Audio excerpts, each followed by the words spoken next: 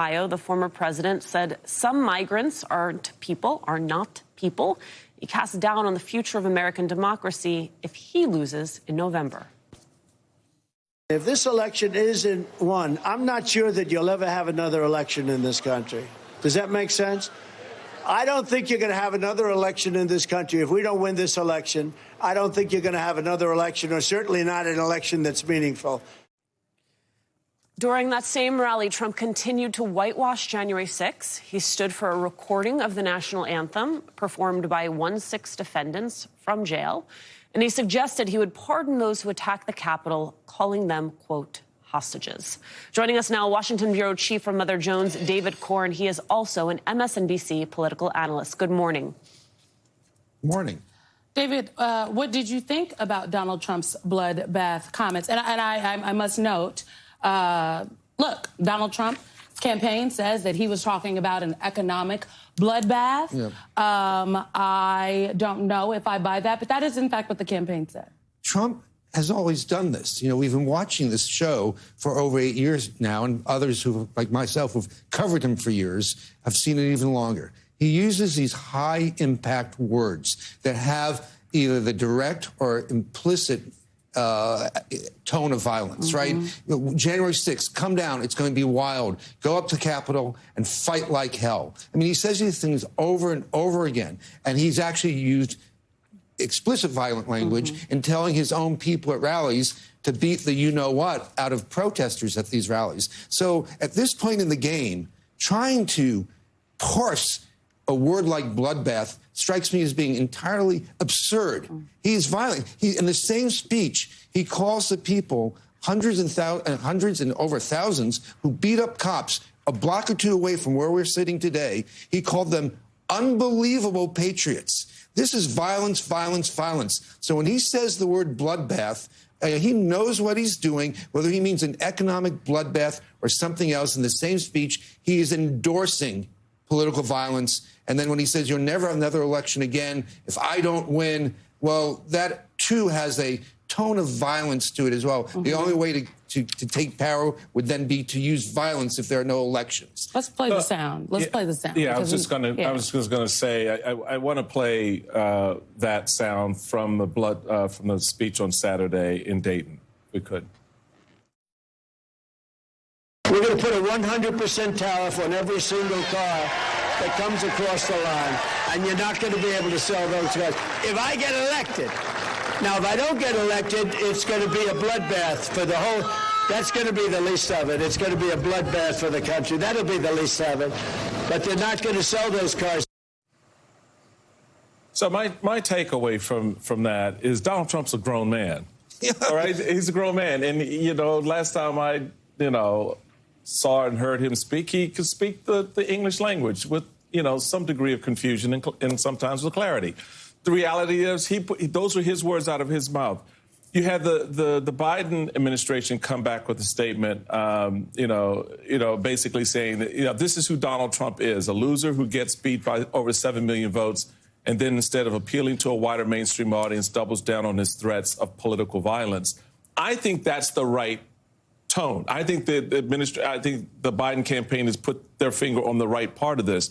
I mean, is that what we have to do now? To your point, David, we know he has a way of using these words and to sort of incite, the kind of response from his audience. But there is meaning behind those words, because as I said, my mom said, well, he's a grown man, so, use the words that you mean, right? I mean, in the 2020 campaign and in this campaign, he uses apocalyptic language. He says that Joe Biden is a radical working with communists and Antifa to destroy the suburbs. That's literally what he says over and over again in campaign speeches. So he's saying that they're coming at us with violence. We have to meet them with violence. Of course, his analysis is absurd. Joe Biden hand in hand with Antifa and communists, but it has a racial component because he's talking about white suburbs, and it's all fear-mongering. It's fear-mongering. When you talk about violence, you're basically appealing to people's fear. You're trying to get them to see the other side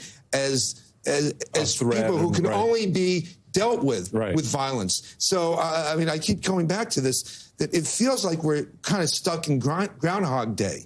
We have the same discussion and debate about Trump, his use of language, his use of violence for the last 8 years now. When someone tells you who they are, believe them. That's what Dr. Angelou used to say, honey. That's what she used to say. And to me, the scary thing really is not that he's doing this, that he's been doing this for 8 years, and it's still appealing to tens of millions of Americans. And that's a deeper question that we need to think about, and a deeper challenge for the Biden campaign and the Democrats to contend with. Yeah.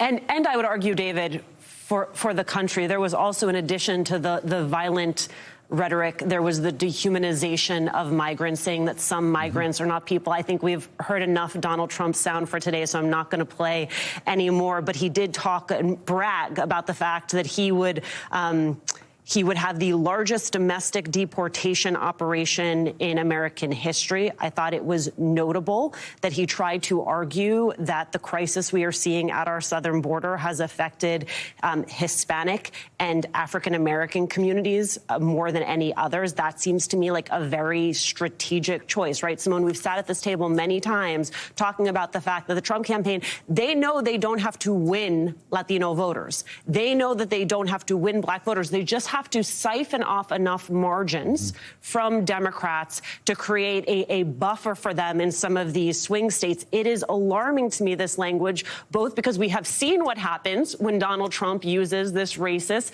xenophobic rhetoric, but it is also dangerous to me, Simone, that he is slipping in the middle, a call to Latinos and to African Americans to use immigration as a wedge.